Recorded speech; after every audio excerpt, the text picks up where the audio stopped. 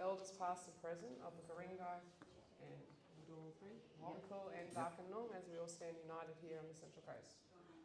And welcome everybody, and that's all I really got to say. That's fine, thank you. Past and present, and the elders that are around now. Fantastic, thank you very much. Thank you. Wonderful. Paul is a proud GuriNgai Guru man who grew up on the Central Coast of New South Wales and has always been active in the community. Paul is a leader among the GuriNgai mob of the Central Coast and is as passionate about telling truth and about truth-telling. Community and ensuring GuriNgai are recognised as the traditional owners of the Central Coast, along with the Awabakal and Darkinoong peoples. Did I do pretty well okay with that, Paul? Yeah, you did quite well. Did okay? Can we put our hands together and welcome Paul?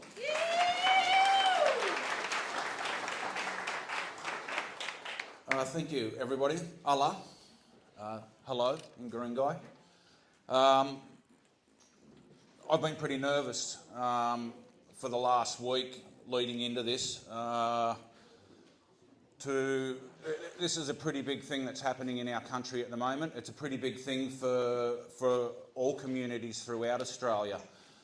So to be able to stand here today and give my thoughts, I feel honoured, and I hope I can do something to help you guys make an informed decision when the time comes. I'm not going to be here to tell you to vote yes or to vote no. To be quite honest, I still don't know where I've been a fence sitter all along, and I'm still looking for that, that knockout punch that's going to put me one way or the other. And I have notes, guys. So sometimes once I get going, it's like getting the microphone at a party and starting to sing songs. I don't give it back. So I've got notes to keep me on track, and if I get off track, I'll just go back to my notes and try and make as much sense as I possibly can. So to be honest, as I've said, I've spent the last week putting something together that's made sense. Something that would be informative. Most of all, I wanted to be as neutral as possible, but still following my gut. And experience tells me that my gut instinct is what I need to listen to. To be quite honest, a lot of the information out there is quite confusing. I'll be brief today, and what I'm going to concentrate on are the actions of government while they propose their referendum for the voice. I've pulled a few concerning items from a recent article that I'd really like to share with you today in and around that subject. Recently, throughout the Central Coast, our elected Labor leaders have set out on a series of community forums with an Aboriginal organisation that have been a big part of advising the government on the referendum.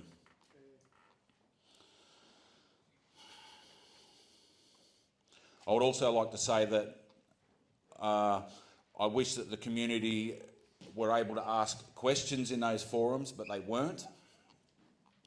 It was not an option afforded to them, despite the Labor government advertising and selling this referendum as a conversation. So a conversation is an exchange of ideas, of words between two parties. These forums, quite oddly, you weren't allowed to ask questions. You were there, you were part of the audience, and you were there to listen, pick your things up at the end and go home.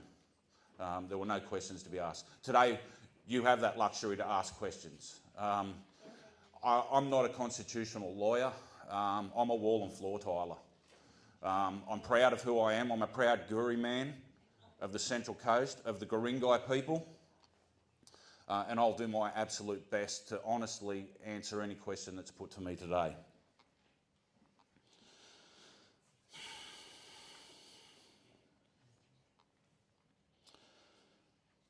So, as we can see, by not allowing the community to ask questions, by pushing this referendum, their actions are not matching their words. It was not a conversation. Recently, the Labor government sacrificed one of the world's most exquisite rock art galleries. It posts more than 1 million petroglyphs that date back to more than 40,000 years. So this is in recent time.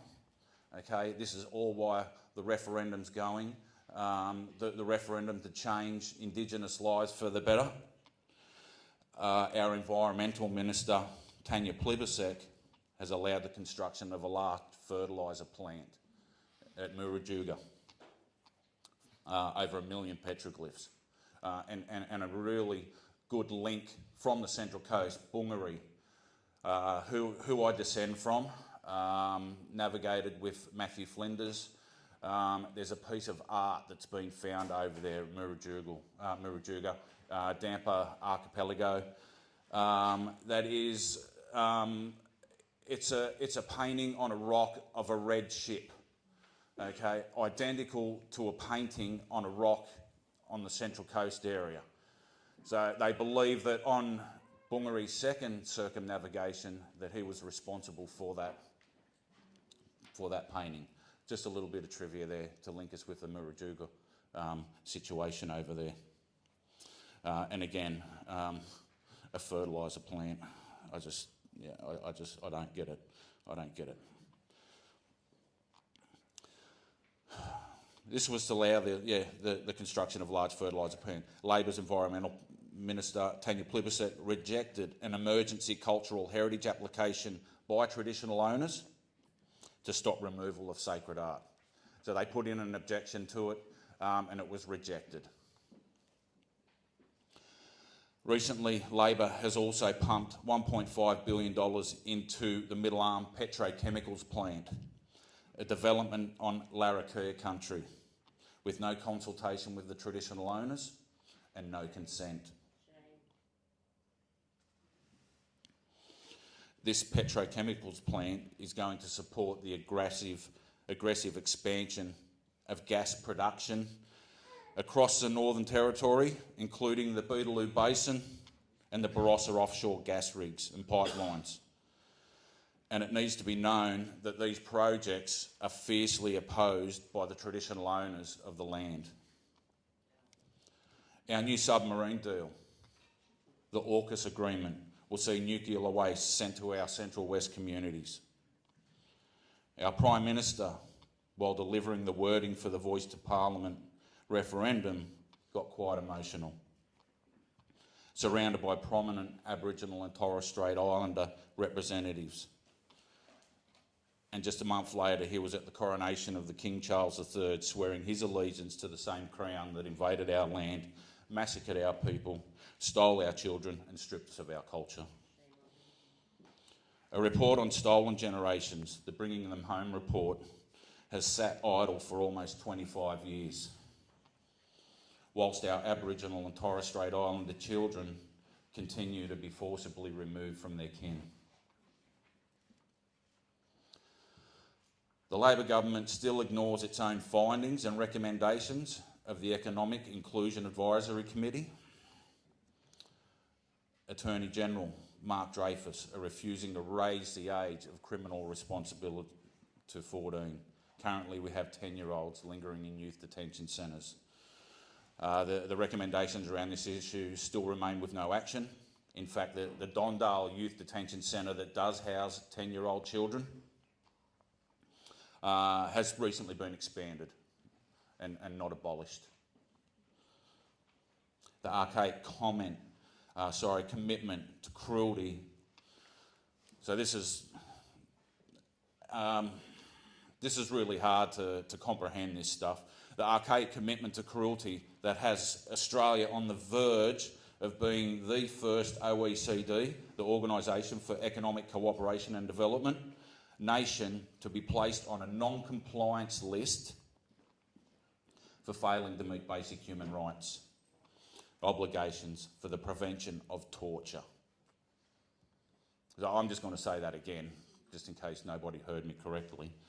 Australia is on the verge of being the first nation to be placed on a non-compliance list for failing to meet basic human right obligations for the prevention of torture.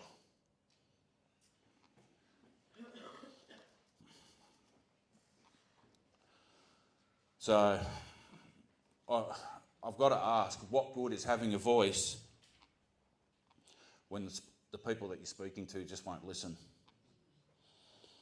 They don't care, or they simply believe that they know better. I'd like to have a quick yarn as well about the current conflict within New South Wales communities. This is something close to my heart, something I've put a little bit of work into, and then this conflict is generally around land council business, spawning from a lack of recognition of traditional connection to country by the New South Wales Aboriginal Land Rights Act of 1983. I believe the voice promises to have similar impact. It has not been called for by Indigenous people per se, but a small elite group. And it promises little for huge effort. The Karma Langton report details a strategy that will elect members based on colonial political boundaries rather than Aboriginal boundaries to country. This is the creation of new Aboriginal groups that will be in conflict with traditional groupings. And this is ever so prevalent here on the Central Coast. Our national parks, our state forests, our waterways are full of the stories of the GuriNgai people, my people, here on the Central Coast. Budai National Park, Brisbane Water National Park, GuriNgai National Park. Get out and about, see the stories. It's all etched in sandstone. It's all there for us to read. It was written thousands of years ago for us to read today. And it's really special stuff. You need to do yourselves a favour and get out there and enjoy it. Walk amongst our ancestors. And I believe that our trees are our ancestors, our rocks. They're the ones that are watching over us now, looking after our environment, our country.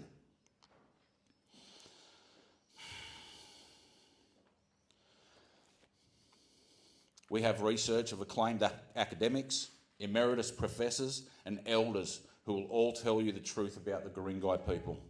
We even have our own place on the I-axis map, the federal map. GuriNgai, we're right there, to the right of Darkinoong, on the coast. But the 1983 New South Wales Land Rights Act and its subsequent alterations has empowered a government land council to present themselves as the First Nations people of this area. And I'm still struggling with that. I struggle with it every day. Misleading signage on our roadways, in our local businesses, manufactured culture and dreaming stories are being taught to our children in their schools. They're growing up being taught an artificial culture, a manufactured culture. Our curriculums don't allow for that. Our government will not allow our children to be taught the wrong stuff. So why is it happening with our culture? Why are we teaching our children that the Darkinoong people, Darkinoong's a land council. They're a Darkinoong people. I have two very lovely Darkinoong ladies right behind me. And what I find most repulsive is that our elected leaders acknowledge this government organisation as well as a First Nations people. That's tough going to hear our federal minister acknowledge Darkinoong people. We've recently had an about turn from David Harris. Thank you, David. And changed from Darkinoong people to First Nations people. It's a minor edit, but a massive leap forward for the GuriNgai people here on the Central Coast. So for me, it is extremely difficult to get excited and to embrace a voice and constitutional recognition when on a daily basis our community is being lied to about our First Nations people and who they are. And it's all about development. It's all about land development. That's what it's all about here on the Central Coast. We have Lizard Rock, which is just been pushed through to the next stage, to the planning minister on beautiful GuriNgai country.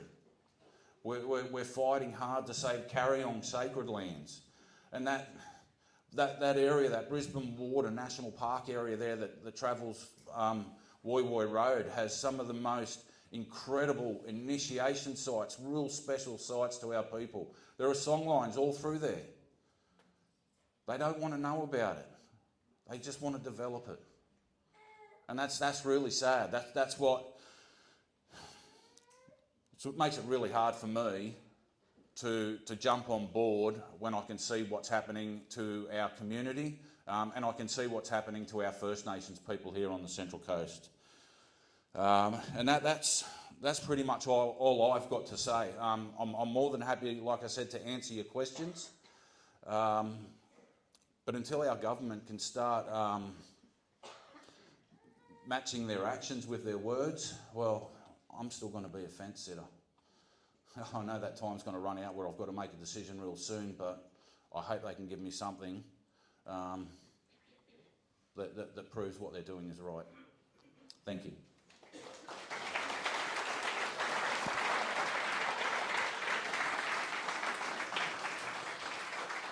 Moving right along, Aunty Colleen Fuller is an Indigenous woman from the Darkinoong and Yuin Tribes who comes from a line of stolen generations. Aunty Colleen has strived to bring about change for all, including locking on in the Pilliga. This involved camping on the roadside of the Central Coast for over 2 months to successfully save Bambarra, part of the Kariong Sacred Lands, standing up against large mining companies in Calga, New South Wales, fighting to protect natural habitat and wildlife from unsustainable and destructive development in Kariong and Wadalba, New South Wales. Could we please put our hands together for Aunty Colleen?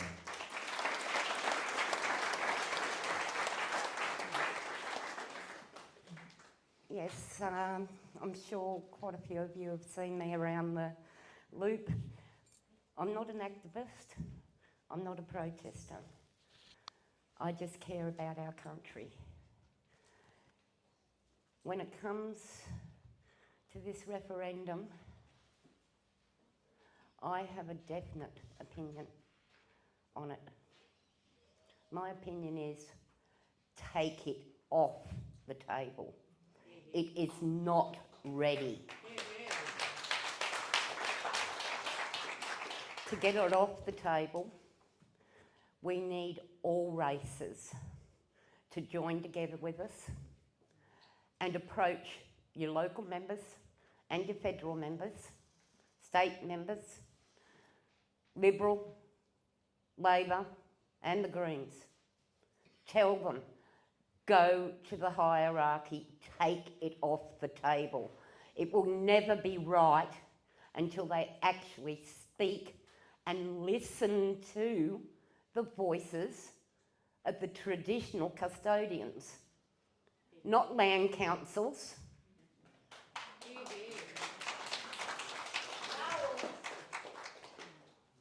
If any of you have had the opportunity to actually read what this is all about, there's nothing that really tells you what it's all about. It doesn't tell you who is going to be our voice when it comes to the crunch. We know that whoever is going to be the voice, if this goes through, will be appointed by the government of the day. So Labor ends up getting out, Liberals come in, because let's face it, we're not going to have any other major party. It's the way it's set up. They choose, when they get in, who's now going to be on the committee or a board that is allegedly going to be the voice of the people.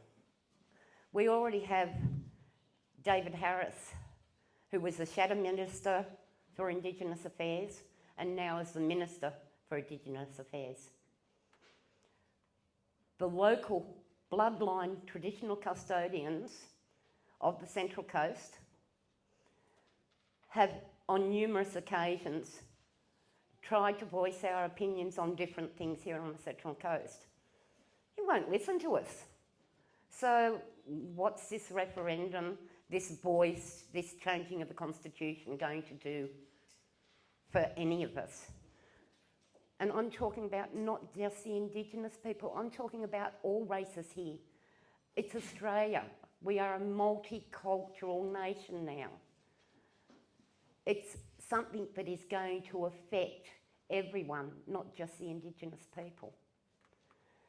So if you get a chance before, hopefully this referendum doesn't go through and it's not put to a vote, but if you get a chance, read up on it, read as much as you can, because it's not truly giving a voice to the Indigenous people, and it's actually making people more racist against the Indigenous people because they think, oh, the Indigenous people are going to get everything now, they're going to take our land, so on and so forth.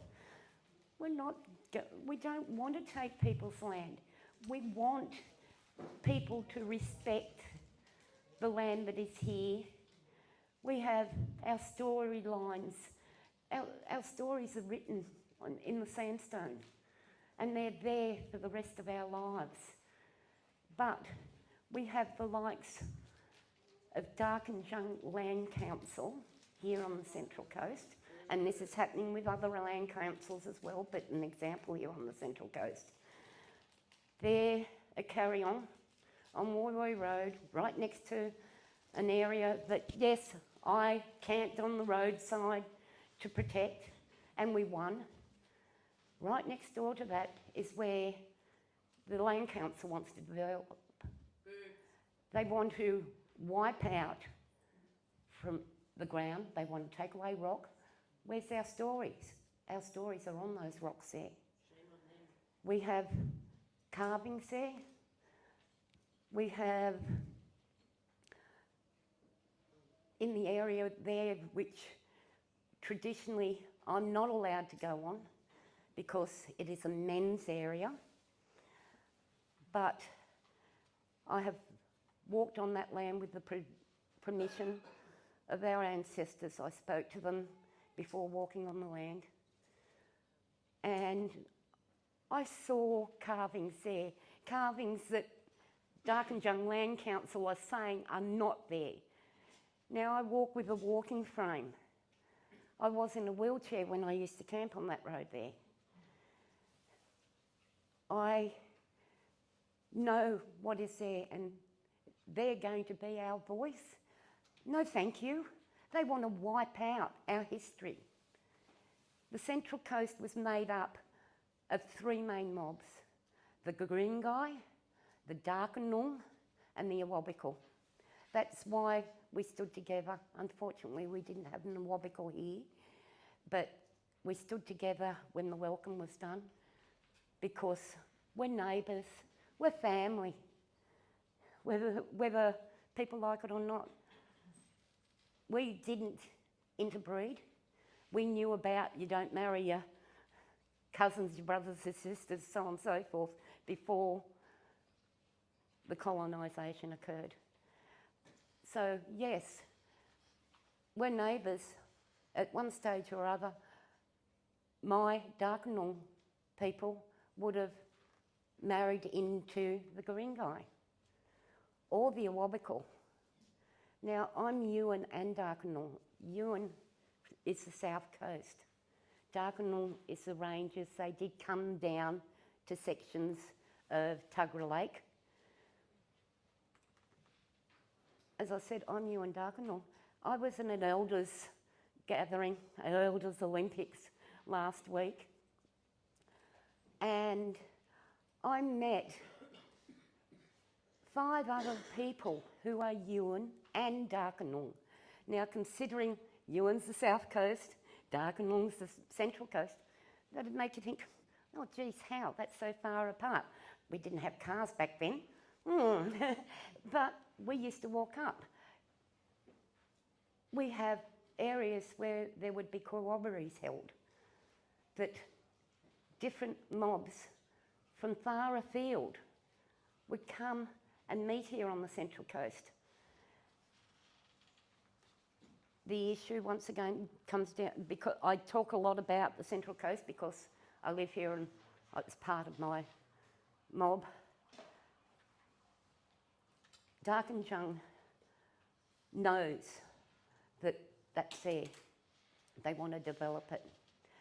I don't know whether many of you have heard the smart cities. Darkinoong Land Council is working in cooperations with the government on the smart cities.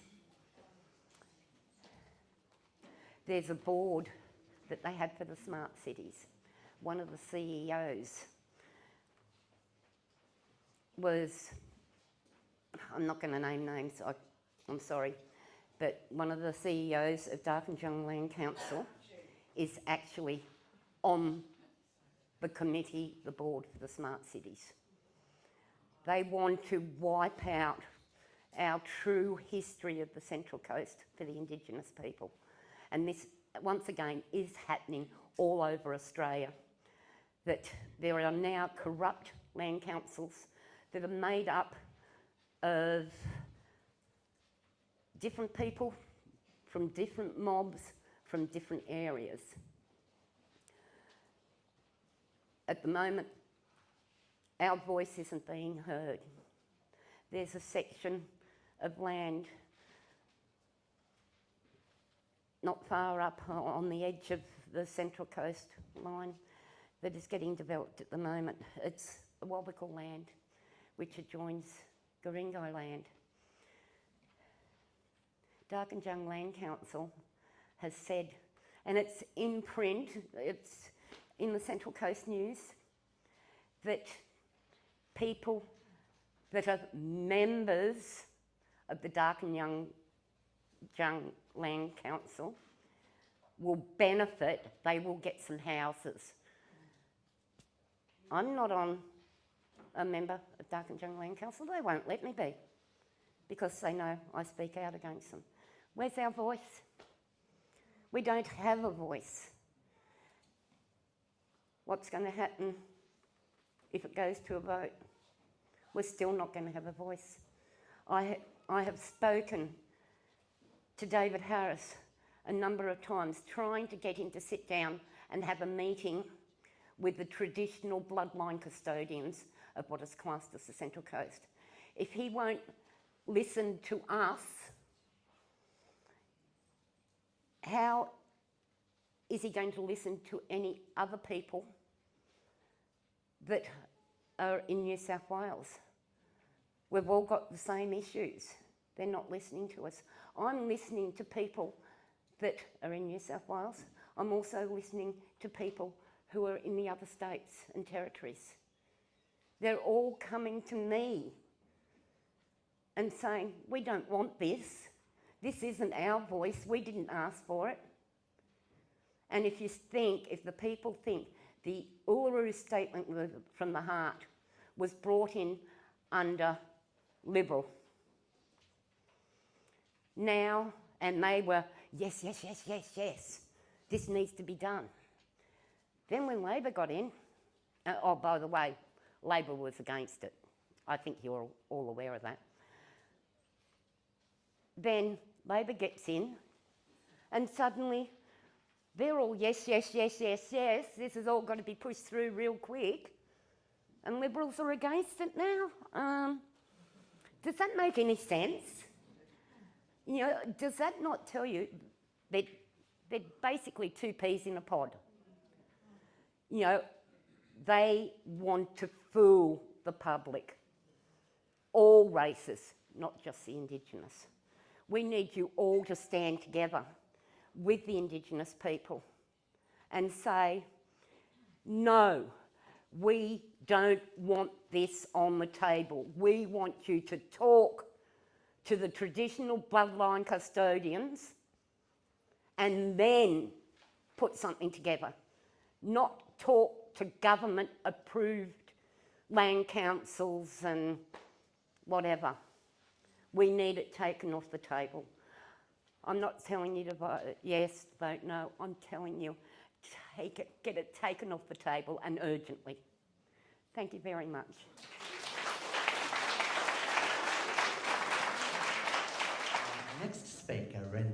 tales. Before I introduce her, let me tell you just a little bit about Renee.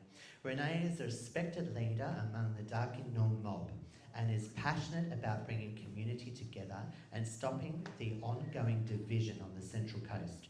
Renee advocates for preserving the remaining bushland and the traditional history of our beloved coast. She advocates for truth, a voice and reconciliation, so we can heal the past grievances between our histories. Please put hands together for Renee. Thank you, everyone. I'm Renee. I'm Darkinoong. We're mountain people, just west of here. We're actually nomadic people, and we used to move around seasonally, and every year we'd come to the coast and have big quabberies with the GuriNgai and meet up every year and do trade. So we had a close relationship, but we were in the mountains most of the time. Like I said, we'd move around and we'd come here every year. I'm here to talk about the voice today. Well, I was actually invited and I didn't answer straight away, but the more I did my own research, I got quite alarmed by it. It is essential we have a voice. I just don't believe this will give us a voice. And I'm going to actually point out parts on here as to why this will not give us a voice. It states here, if I've actually printed off a whole heap of these, which is off the Parliament website. It's the draft that will be in the Constitution if you want to look. There's some over there if you want. If you go to page 4, I'll put it up. If you want to put it up, Matthew.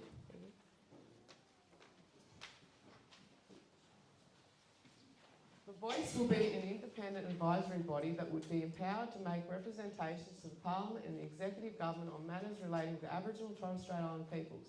The intention is that the members of the voice will be selected by Aboriginal and Torres Strait Islander peoples based on the wishes of the local communities by such means as the Parliament specifies. You'll notice David Harris isn't here today and none of the Greens members are here today. And the reason for that is, where it states there, communities by such means the Parliament specifies. They specify land council communities, native title communities. It is not compulsory for an Aboriginal person to be a member of a land council, it is a choice. Not all Aboriginal people actually support land councils. There's a lot of division in them, and some people don't want to join because of that division within their people. It says also that it will be the advised, they expect it to be, where does it say? The intention is that the members of the voice would be selected by Aboriginal people. Basically, we've already got, every 4 years in the State Land Council, we already have elections. And if you ever look at the State Land Council, you'll see it very rarely changes. It's always the same people elected every 4 years, and I don't know how. So we've already got that system in place. As for an advisory board, we've already got advisory boards. We have the Coalition of Peaks, we've had the Prime Minister, what is it? Sorry, I'm shaking, I'm nervous. Thank you. We have the Prime Minister's Indigenous Advisory Committee. That was another advisory board, just like what they want to create in the Voice. We've had plenty of advisory committees. As well as that, the New South Wales State Land Council also advises. That's an advisory board as well. That we vote, just like this, that they put, you know. So personally, I just don't, it's just basically what we're fighting against now, except when they put it in, if you vote yes, it'll be constitutional, we won't be able to change it. Because it'll only be the community groups they specify. It will not be all Aboriginal people, it'll be who they specify as an Aboriginal person. And that's why David Harris isn't here today. He doesn't recognise us as a community group. He doesn't recognise us as, we're not parliamentary specified as a community group. So that's why he's not here, to hear our voice. And that will happen if it gets in the Constitution. He still won't hear any of us because we're not a specified community group in his eyes. What else? I also want to go to page 9. You can put that up for me. And it states here, Article 25 of the ICCPR. Now, the PR is a United Nations Human Rights Declaration. And it provides that every citizen shall have the right and the opportunity to take part in the conduct of public affairs directly or through freely chosen representatives. Now, when it says directly or through freely chosen representatives, it makes you feel like that's two options, right? Yeah? And directly, you would think that's me to you. Could you please put up the international law definition for directly? Citizens participate directly in the conduct of public affairs when they are elected to public office, and they also do so when they vote to decide public issues through a referendum process. Indirect participation takes place when people elected bodies such as parliaments to represent them. If you kind of look up there, it says citizens participate directly in the conduct of affairs when they are elected to office. In other words, so when it says here that public affairs, to conduct in public affairs directly or through freely chosen representatives, directly or through freely is of the same meaning. There is no or. It actually means the exact same thing. So that's an illusion and it's misleading. Very misleading because it makes you think that you're going to get two options to have a voice. Both words mean the same thing. So directly to you and me isn't what directly in law means. And definitions of words in law are different. It's called jargon, you know what I mean? If you ever do study law, the first thing you'll learn is what just means, you know, and things like that. So whenever they know the general public have no idea what these things mean, you know, and it's easily led. So that's why I just really wanted to point out is these parts. If it's essential we have a voice, I just don't believe, I'm kind of with Colleen, I wouldn't mind it being taken off the book and redone because I don't think it should be local communities that the Parliament specifies. That doesn't give people a voice, that gives their chosen people a voice. And I don't know if anyone's noticed, but a lot of Crown land's about to be given to the land councils, which is one of their specified community groups. Okay? To me, the nation's about to be robbed. Okay? Because none of us are going to have that land back, and neither will you. I'd like to share it, you know, because that's what it's about. We share. It's very important. We don't own it, we belong to it. We don't look after it, it won't look after us. Yeah. So I've still got, how much time have I got? Your bell hasn't gone. Okay. My personal opinion is I've been trying to fight and change, I'm sick of advisory boards speaking for me, apparently speaking for my well-being. And then when you want to go complain about those people representing you, there is no complaint process. And that's how we end up. So even for the Land Council, for example, you go to the board, you get nowhere. You go to the registrar, you get nowhere. You go to the State Land Council, you get nowhere. So you go to the Aboriginal Affairs Minister, you still get nowhere, and you just keep going up and up and up and up the chain to find out there is absolutely no complaint process for anyone. So, and that's why you hear us all here out now. We're always trying to get your attention, saying, hey, you know, because we've actually diplomatically gone up the processes to find that there is no one to help us. You know, even I found ICAC absolutely useless. Most of the time they just want me to do all the investigating myself and then they'll go with it. They're supposed to be investigating. I can't access things, you know, but no, I've got to have it all presented for them to do something. So I found them absolutely useless as well. I just don't think this is going to give us a voice as much as I want a voice. I love a voice. I'm not a specified community group. And being in the city, they're never going to let native title happen. And obviously, why would they? It's the base, it's their base. You know what I mean? The colonial base. And this land's worth too much money here to let any native title happen. I actually have no interest in native title. I think it's coercion and they're coercing me to go for it when I just shouldn't have to. It's also forcing me into an agreement of rights. For example, like West Bundjalung, they've got a right to 50% of the water or 30% of the water. Could you imagine in a drought? But they've agreed to that right. They actually agreed. They can't say the rights are taken when you've actually just gone and agreed to that title. So you can't say my rights were stolen because you just agreed to that. It's all a trick. So I haven't really got much more to say. I just really want people to really think about what their decision is. I really don't think this is going to give us a voice. As I said, it's going to be land council people, native title people, that's it. And that's the specified groups, that's why it's in there. So if you want to go back to the other one for me. So that will be constitutional. the communities they've specified, and we will not be able to change that. That's everything we're trying to stop. I want to be able to be heard. I don't want... Sometimes I don't even consent for half of these representatives to represent. But they'll say, like, at the State Land Council, you voted, so I've consented to them. No, not really. I'd like to be able to speak for myself. Okay, that's what I've really got to say. I hope you all take a copy of this and... Yeah. Thank you.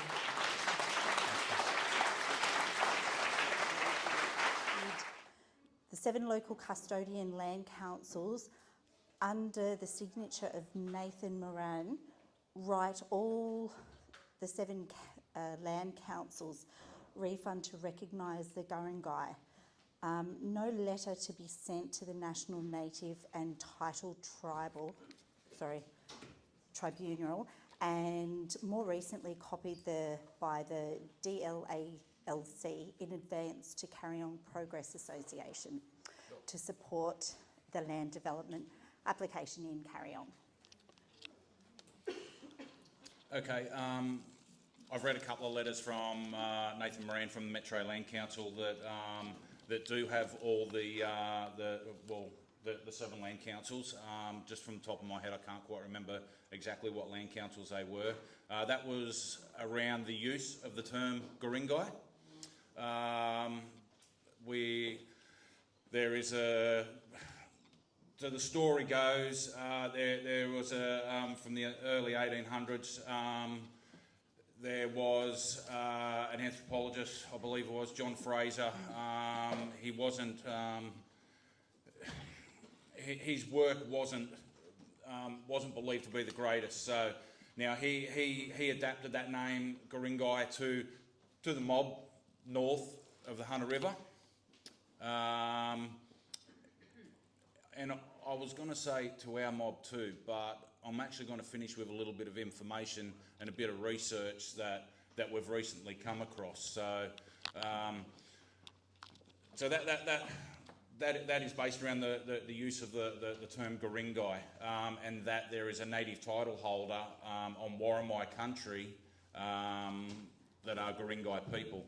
I'm not exactly sure if the native title mentions GuriNgai, GuriNgai, Gringo. There's got to be a dozen different variations of it. I'm also not aware of any legislation where ownership of an Aboriginal tribal name is in place. Now, the little piece of information that I've got is we've been digging really hard for a long time now to try and, more about our history, because we knew this wasn't right, and we have found some old survey papers of Broken Bay, and there's a short story within one of those survey papers from Matthew Flinders and George Bass, who were on board a small boat, the Tom Thumb, at the time. They have written into this journal that they awoke in the morning, and after breakfast they were met by 5 natives in a canoe. These natives offered up a stingray. A stingray is our totem, and they would take no payment in return. So we offered them 2 buttons, which they took. These people called themselves GuriNgai. That was March 9, 1796. That's about 50 years before John Fraser even threw any terms around for any mobs in New South Wales. So from that date, March 9, 1796, we have evidence there now of Matthew Flinders and George Bass having an interaction with an Aboriginal group of men in a canoe, and they referred to themselves as GuriNgai. So I don't know where the whole ownership of the term GuriNgai is going to come from now, but that is pretty much the basis of that letter from Nathan Moran, that we cannot use that term. And that letter's gone to many people. This is the kind of propaganda and rubbish that we're dealing with. Like, this is absolute rubbish. And we've had our signs, you know, any reference to the GuriNgai has been pulled out of national parks. Why? Because we had some senile old man present himself and mislead Parliament that wants to own the name GuriNgai. I just don't get it. But that's the idea of the Nathan Moran letter. Very powerful man. He's got a lot of money, but he's just dead set wrong. Yeah, Aunty Colleen just wants to answer a little bit more to that. Cool. Thank you. Yes, look, as Paul said, it's the linguists that have caused the issues, but these days it's the land councils that are also causing the issues. Darkinoong is a mob. Darkinoong, N-U-N-G, is a mob. And Darkinoong, with a Y, is our language group.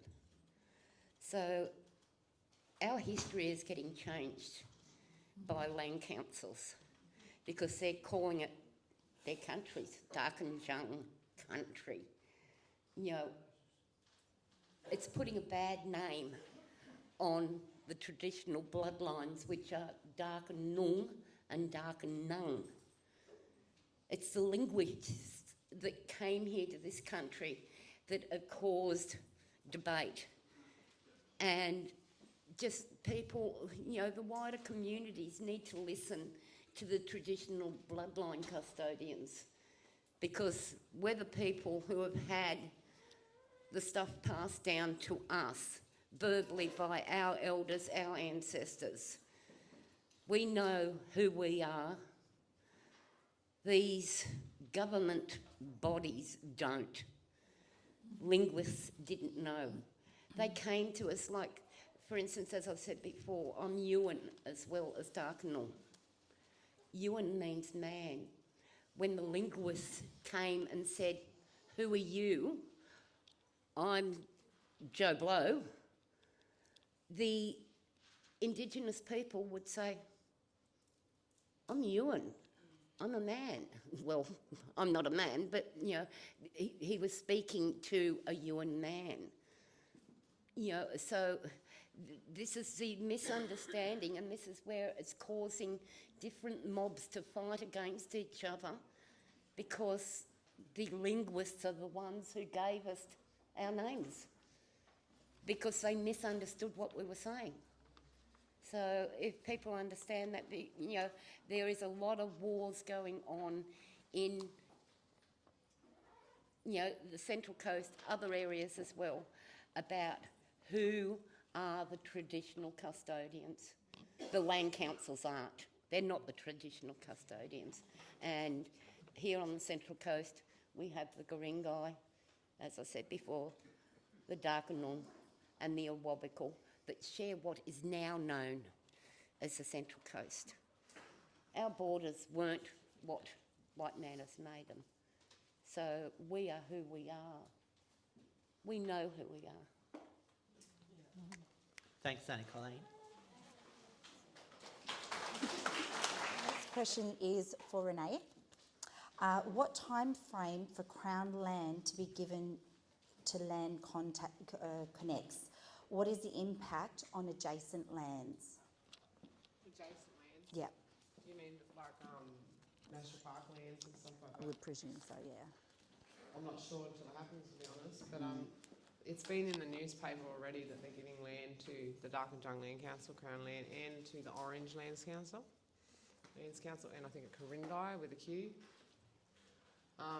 You're already seeing what Darkinoong is doing to land and what Metropolitan Land Council is doing to land, so I don't know what it will mean for the national parks adjoining land, but I'm sure it's all in the newspapers if you do look it up. They've been given thousands of hectares already of Crown land. It's just a trial run at the moment, so I mean, if we're flat out stopping the developments now, so just think all that bushland is Crown land right now, which you guys were actually able to get a 99-year lease on yourselves. If you didn't know, you won't be able to now, and no one else will be if they do get it.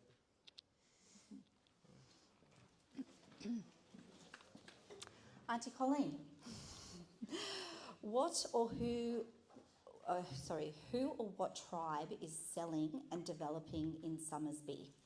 Reeves Street? There's no tribe selling it. It's Darkinoong Land Council. Yes, CABN, the Land Development Company, not us, no local tribes. You know, so get the truth.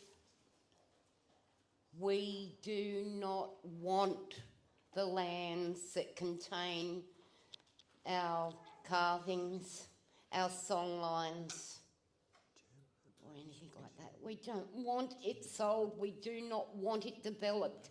Most people came to the Central Coast because of the bush, the wildlife, so on. Us Indigenous people care about the wildlife as well. You know, Summersby does not belong now to traditional bloodlines. It belongs, unfortunately, to a land council that's a corporation, has an ABN. So we're not selling it, they are. We've got time for one more, and this is for Renee. What do you see as any other hidden agenda beyond the strong government push for the voice? There's one for you. And absolutely, like, see, I said I'm sick of advisory boards representing me, and we're actually fighting to stop that. We want to have our own voices heard, we want our own complaints heard, we want, everything we're fighting to change to stop these, representative boards, basically that'll constitutionalise that, and everything we're fighting to change, we will not be able to change whatsoever. So it'll ground it, you know what I mean? Like, it's constitutional now. Then there's no point me saying, I don't want an advisory board representing me, or I'm not being heard by the advisory board when I go to complain to them. They're not saying my problems to everyone. It'll be constitutionalised. I won't be able to talk. I have to go to them to represent me. I'm sick of reps. That's all I have to say. Absolutely sick of reps.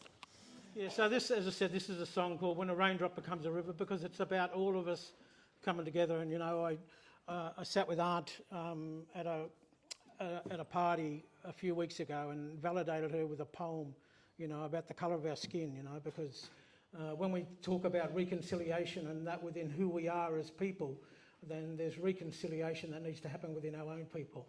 And that's, you know, slowly starting to happen. And when we recognise that we're all here together and we're all here to serve one purpose, and that's to leave this place in a better place than what we found it, yeah?